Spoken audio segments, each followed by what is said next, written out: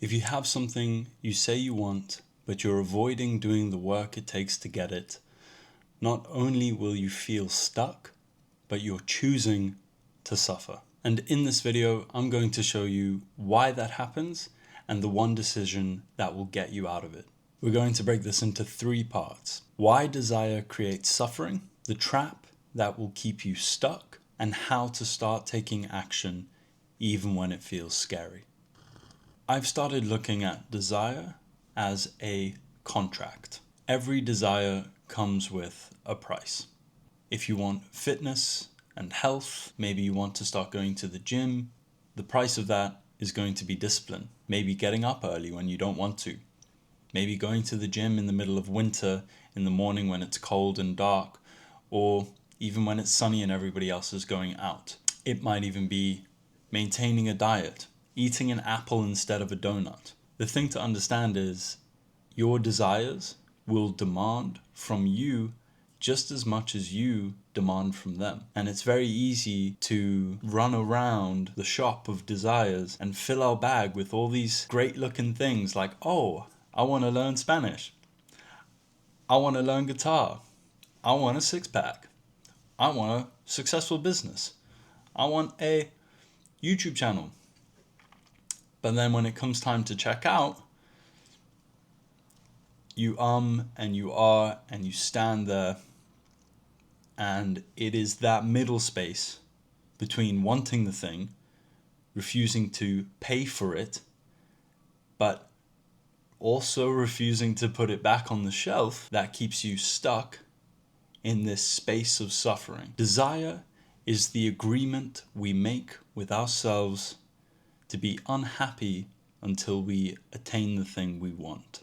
And this is the very trap. You want something, but you keep avoiding the work it takes to get it. You procrastinate, and that can sometimes look like preparing for the thing. I've been there before, where I feel like I'm preparing, I'm reading, I'm studying, I'm researching, or stalling by obsessing over the name of a YouTube channel.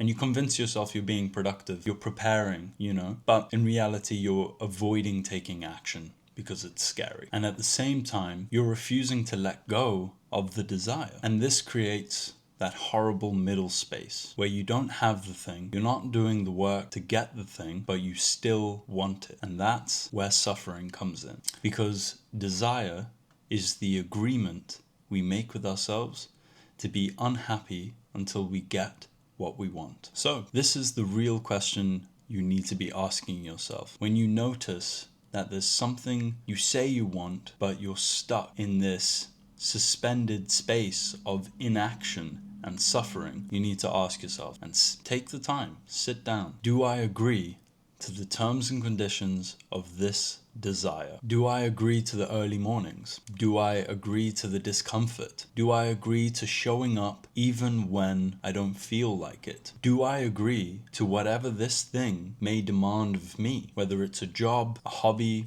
an endeavor, a business, a relationship, whatever the desire is, you need to agree with yourself on whether you accept accountability and responsibility for all the things that thing will demand from you. And if you say yes, then remember, I agree to this, and stop complaining when you have to wake up early and hit the gym. Stop complaining when you have to eat an apple instead of a donut. Stop complaining when you have to go to work and it's hard, or you try and start a business and it's incredibly difficult, or you try and film a video and you're not that good at it. You agreed to this, so stop complaining. And if the answer is no, like I want to learn guitar, and that's sitting on the back of your mind, consuming energy, and you're feeling bad about not practicing, but only because you haven't sat down and had this honest conversation with yourself. Do I really want this thing?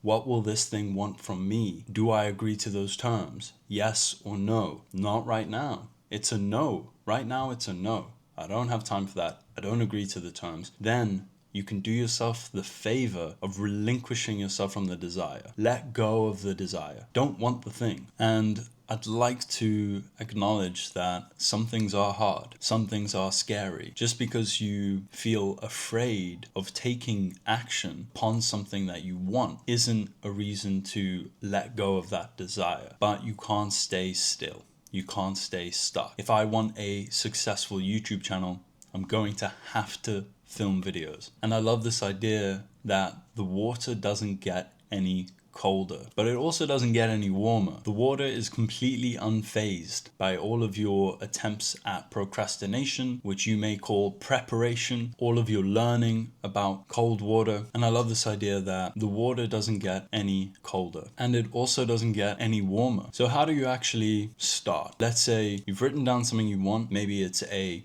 YouTube channel and you've gone, no, I want this thing and I'm willing to pay the price, but I'm stuck in a place of suspended animation. I'm not moving. I'm not taking action because I'm afraid or there's certain things getting in my way. I'm getting in my own way. So how did I start filming videos in public? I thought about this idea of the next smallest conceivable action that you could possibly take. And what I did was I took my camera and I put it in my bag, and that was it. There was no other expectations. There was no other thoughts on it. It was just, what if we just started getting comfortable with having my camera near me, having it on me, out and about, and that was it. And there's plenty of days where I took it out. I didn't touch it the entire day, or I took it to work even. On my walk to work, on my walk home, I just had it in my bag and I didn't even touch it. But that was an incremental way to get closer into getting into the cold water. And then one day I was in the park, had my camera, had a thought, and I was like, oh, that would,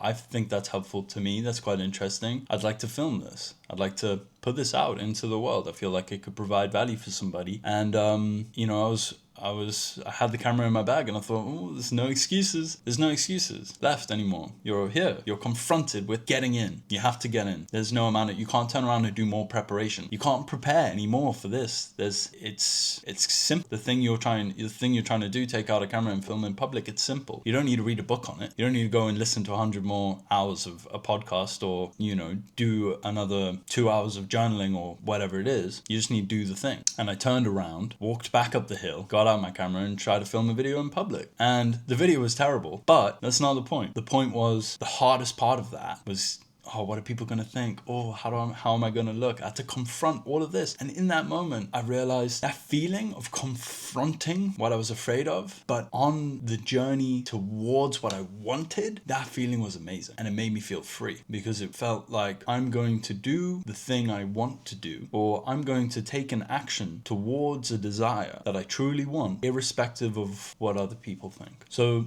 sometimes I think action doesn't always necessarily come from motivation, but it comes from reducing resistance. How far can you reduce that resistance down to a point where you absolutely have zero excuses left other than to take this action? You want to start drawing? Put a pencil in your pocket, carry it around for a week.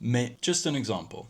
You want to go to the gym? Maybe just buy some gym clothes. Try them on, wear them around the house, Watch a workout video, whatever it is. Think about the next smallest conceivable action that you could take. Because a lot of the time, people miss the idea of momentum and they try and take everything on all at once. So you need to make a decision. You're not stuck. You just haven't decided yet, but you can't stay in the middle. Write down what your desire is and write down next to it what that desire will want from you in return, and make a decision today. Sift through them and go, I agree, I don't agree. And maybe something is for a later time. Maybe learning Spanish is for later down the road, or learning guitar later down the road. And what aligns with your true self? What really sings to you? Which desire do you feel like, I can't allow myself to let that go, and I need to break out of inaction, and I'm going to break out of inaction by thinking of the next smallest conceivable step and taking it, and realizing I didn't die, realizing that no one cared that I took my camera out in public and filmed a video. No one cared. Or let go of the desire itself because it's only hurting you and you're stuck suffering